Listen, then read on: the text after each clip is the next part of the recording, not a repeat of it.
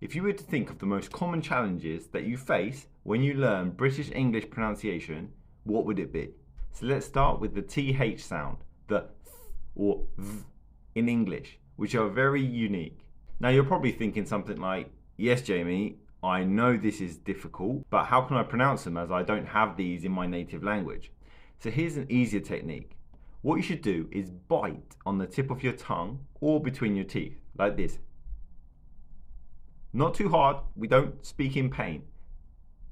But you already instantly start to pronounce it a lot better.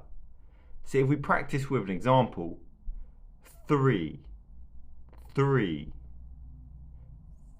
years old. 3 years old.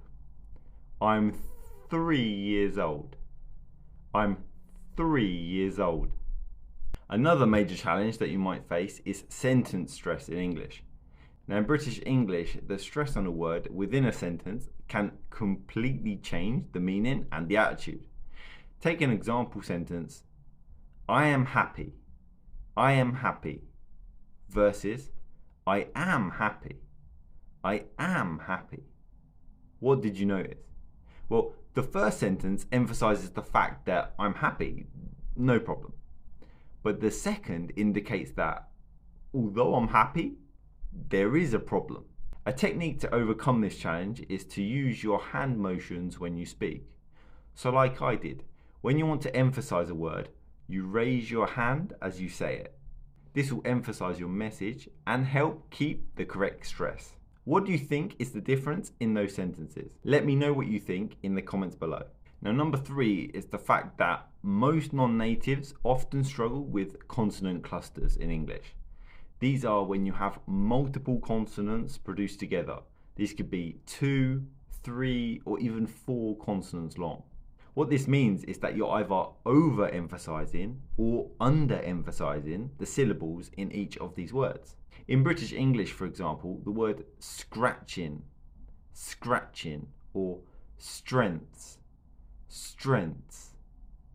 If you're struggling, then what I suggest is to break down each of these words into syllables and begin practicing them one by one until gradually you build up speed. Finally, let's talk about intonation, which is crucial to convey emotion and the meaning in English. Now, this is the rise and fall that you often find, almost like a roller coaster. The reason why this is hard is because often there's no intonation where there might be in your native language. This is especially important with questions, statements, and longer sentences. For example, raising up at the end of the sentence to indicate a yes or no answer is not actually required in some languages because there's already a word in place. A technique to get this right is to take a simple sentence and practice using the rising and falling tone. What differences do you notice? Can you hear any of this on the TV? And there you have it. You can overcome the challenges that you face when learning British English. Remember, bite on your tongue, use your hand motions, break down the syllables, and finally practice with smaller sentences. Thanks for watching. I'll see you next video.